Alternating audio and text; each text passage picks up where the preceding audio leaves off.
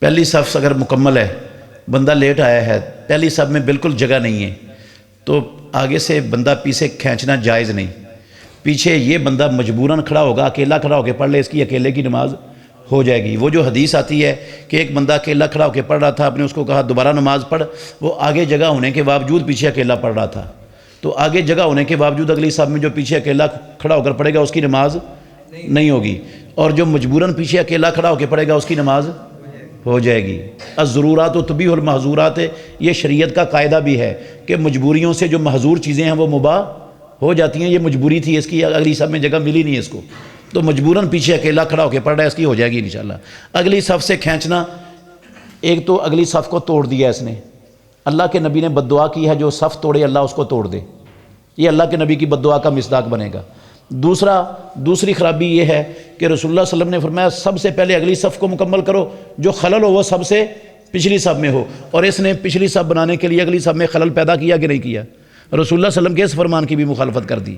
اور تیسرا، ایک بندہ اپنا قیمتی وقت نکال کر پہلے آیا تھا کہ میں اللہ کی رحمت کے قریب کھڑا ہوں، کیونکہ پہلی صف والوں کو اللہ کی رحمت زیادہ اترتی ہے دوسری صف والوں کی نسبت، اور میں لیٹ آیا، میں نے اس کو کھینچ کے اللہ کی رحمت سے دور کر دیا، اس نے میرا بگاڑا کیا تھا؟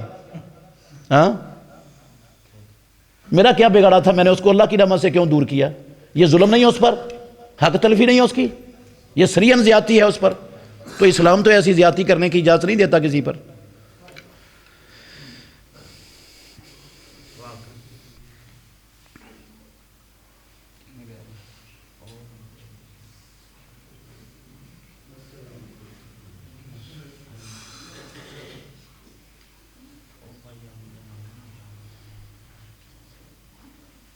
عبداللہ بن مسعود علی روایت ہے ترمذی اندر ابو داؤد کے اندر وہ آنا جڑا وہ تھوڑی داس کرو بھائی جڑا وہ حدیث ہے بھائی، ہمارے حنفی بھائی وہ حدیث پیش کرتے ہیں رفع دین کے منسوخ ہونے کی، کہ عبداللہ بن مسعود رضی اللہ تعالیٰ عنہ نے کہا کہ میں تمہیں رسول اللہ صلی اللہ علیہ وسلم کی نماز پڑھ کے نہ دکھاؤں، تو انہوں نے ایک مرتبہ رفع دین کیا، دوبارہ نہیں کیا۔ یہ حدیث پیش کرتے ہیں ہمارے بھائی کہ یہ حدیث ہے، اور اس حدیث سے رفع دین منسوخ ہو چکی ہے نماز میں۔ سب سے پہلی بات یہ ہے، دو تین موٹی موٹی باتیں کروں گا۔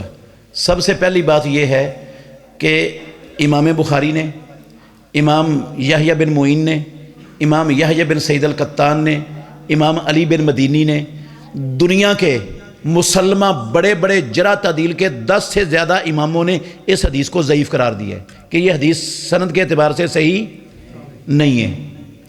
ضعف کی وجہ کیا ہے؟ دو امام ابو داود رحمۃ اللہ علیہ نے بھی یہ حدیث ذکر کی ابو داود میں، انہوں نے ضعف کی وجہ یہ بتائی ہے کہ ان الفاظ سے یہ حدیث نہیں تھی، راوی سے الفاظ بدل گئے۔ راوی سے کیا ہو گئے؟ الفاظ بدل گئے۔ الفاظ کیا تھے؟ عبداللہ بن مسعود یہ کہہ رہے تھے کہ رسول اللہ صلی اللہ علیہ وسلم جب رکوع جاتے تو اپنے دونوں ہاتھوں کو اس طرح انگلیوں میں انگلیاں ڈال کر اپنی رانوں کے درمیان رکھ لیتے، گھٹنوں پر نہیں رکھتے تھے۔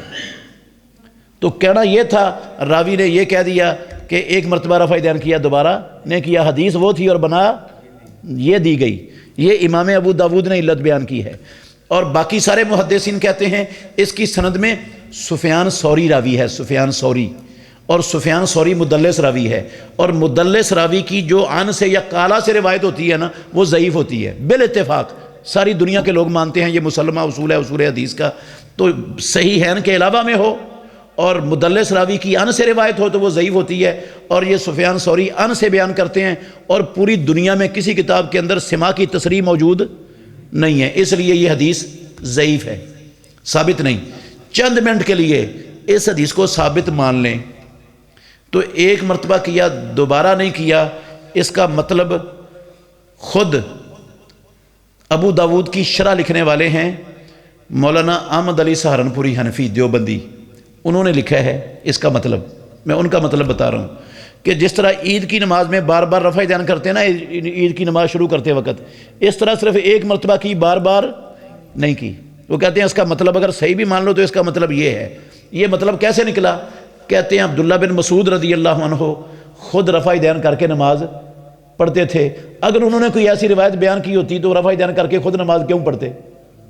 اور عبداللہ بن مسعود کا رفع دین کر کے نماز پڑھنا یہ حنفیوں کی کتاب ہے نصب الرایا فی تخریج احادیث الہدایہ، امام ذیلی حنفی کی کتاب ہے، اس کی دوسری جلد میں ان صحابہ کے نام لکھے ہوئے ہیں جن سے رفع دین کر کے نماز پڑھنا ثابت ہے، ان میں عبداللہ بن مسعود کا بھی نام لکھا ہوا ہے۔ اچھا، تیسری بات یہ ہے کہ یہ جو حدیث ہے اس میں رکوع والے الفاظ موجود نہیں ہیں، یہ ہیں۔ باقی ساری احادیث میں 50 کے قریب صحابہ ہیں جنہوں نے رسول اللہ صلی اللہ علیہ وسلم کی نماز کا طریقہ بیان، ہر صحابی کہتا ہے رسول اللہ صلی اللہ علیہ وسلم جب رکوع جاتے سر اٹھاتے رفع دین کرتے، رکوع جاتے رفع دین کرتے، رکوع سے سر اٹھاتے رفع دین کرتے۔ 1.5 لاکھ صحابہ میں سے کوئی ایک صحابی کی ایک روایت لا کے دکھا دے، چیلنج ہے میرا۔ صحابی یہ بیان کرتا ہو، صحابی کا نام ہو، وہ کہتا ہو کہ اللہ کے نبی رکوع گئے اور رفع دین نہیں کیا، رکوع کا لفظ ہو اور ساتھ ہو کہ رفع دین نہیں کیا، رکوع سے سر اٹھایا اور رفع دین نہیں کیا۔ جو ایک روایت مجھے لا کے دکھا دے گا صحیح سند سے منہ مانگا انعام دوں گا اسے، ہے ہی نہیں دنیا میں ایسی کوئی روایت۔ اور وہ دوسری جو مسلم کی حدیث ہے وہ شریر گھوڑے کی طرح دمے ہلاتے تھے، شریر گھوڑوں کی طرح دمے ہلاتے تھے۔ میرے بھائیوں، سب سے پہلی بات تو یہ ہے کہ کیا اللہ کے نبی ایک ایسا عمل کرتے ہوں جو گندا عمل ہو اور پھر آپ نے چھوڑ دیا ہو؟ پہلے ممکن ہے یہ؟ پہلے آپ گندا عمل کرتے ہوں پھر آپ نے یہ شریر گھوڑوں کی دموں کی طرح ہاتھ کیوں مارتے ہو؟ اس کا مطلب ہے یہ عمل گندا تھا۔ تو خود اللہ کے نبی پہلے گندا عمل کرتے رہے؟ ہاں، اچھا چلو خود نہیں کرتے، کیا نماز کے شروع میں شریر گھوڑوں کی دموں کی طرح ہاتھ مارنا جائز ہے یہ گندا کام کرنا؟ تو یہ شروع میں کیوں کرتے ہیں؟ ہاں، اگر یہ شریر گھوڑوں کی دموں کی طرح ہاتھ مارنا ہے تو پھر ایسے کیوں کرتے ہیں؟ یہ بھی چھوڑ دیں، رکوع والی چھوڑ دی اس وجہ سے، تو یہ شروع والی کیوں نہیں چھوڑی؟ وہ بھی تو وہی کام ہے۔ اور پھر جب قنوت وطر پڑھنی ہوتی ہے انہوں نے تیسری رکعت میں، تو کیا کرتے ہیں؟ قنوت سے پہلے ایسے کر کے ایسے کر لیتے ہیں۔ تو اس وقت یہ شریر گھوڑوں کی دموں کی طرح ہاتھ مارنے جائز ہیں؟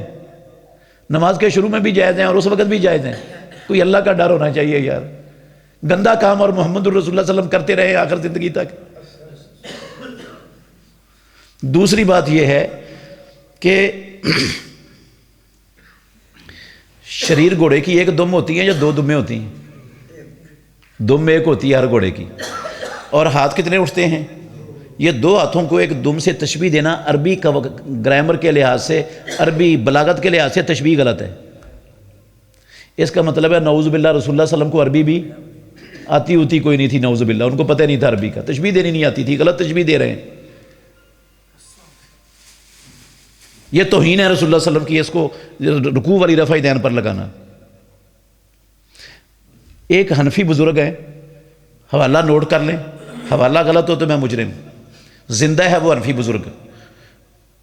یہ مفتی تقی عثمانی کا نام سنا ہوگا آپ نے اکثر نے، ہاں، جامعہ وہ دارالعلوم کرنگی کراچی کا جو ہے نا وہ اس وقت سربراہ ہے، بڑا سب سے، جسٹس بھی رہا ہے، سندھ ہائی کورٹ کا جسٹس بھی رہا ہے، یہ میزان بینک کا بانی بھی ہے، ہاں، بہت بڑا حنفیوں کا مسلمہ عالم ہے۔ اس کی کتاب ہے درس ترمذی، 3 جلدوں میں چھپی ہوئی ہے، مارکیٹ میں مل جاتی ہے۔ اس درس ترمذی کی دوسری جلد کے اندر لکھا ہوا ہے، دوسری جلد میں وہ کہتے ہیں کہ کچھ لوگ یہ عبداللہ بن مسعود رضی اللہ عنہ والی مسلم کی حدیث کو رکوع جانے اور رکوع سے اٹھنے کے رفع دین نہ کرنے پر لگاتے ہیں، کہتے ہیں یہ حدیث پر ظلم ہے۔ اس حدیث کا رکوع والی رفع دین سے کوئی تعلق ہے ہی نہیں سرے سے۔ وہ مسئلہ کیا تھا؟ کچھ لوگوں نے اپنی طرف سے یہ شروع کر دیا، جب سلام پھیرتے نا تو کہتے ہیں السلام علیکم ورحمۃ اللہ، السلام علیکم ورحمۃ اللہ، ایسے کرتے تھے۔ یہ اللہ کے نبی نے کیا نہیں تھا، پیارے پیغمبر نے سکھایا، کچھ لوگوں نے اپنی طرف سے شروع کر دیا۔ تو اللہ کے نبی نے ان کو کہا کہ تم سرکش گھوڑوں کی دموں کی طرح ایک مرتبہ ادھر ایک مرتبہ ادھر ہاتھ مارتے ہو، یہ نہ کیا کرو، تمہارے ہاتھ تمہاری رانوں پر رہیں اور صرف چہرہ پھیرو دائیں طرف اور کہو السلام علیکم ورحمۃ اللہ، اور چہرہ پھیرو بائیں طرف اور کہو السلام علیکم ورحمۃ اللہ۔ یہ تحریف کر کے اس کو رکوع والی رفع دین پر لگا دیا گیا۔ مسئلہ یہ تھا۔ یہ امام مسلم رحمۃ اللہ علیہ اس حدیث کو لائے ہیں جہاں انہوں نے سلام کے متعلقہ مسائل کی حدیثوں کو بیان کیا ہے۔ رکوع کے متعلقہ حدیثیں پیچھے گزر چکی ہیں، یہ کہاں پر آئی ہوئی ہے؟ سلام کے متعلقہ مسالمے کہ اس کا تعلق سلام کے ساتھ ہے، رکوع کے ساتھ نہیں ہے۔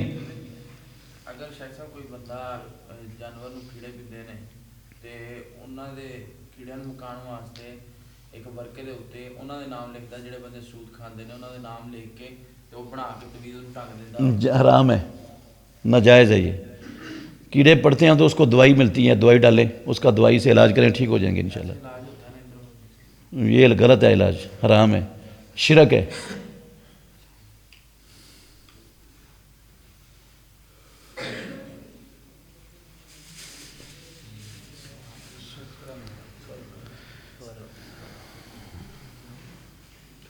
سبحانک اللہم ربنا و بحمدک اشہد ان لا الہ الا انت استغفرک و اتوب الیک۔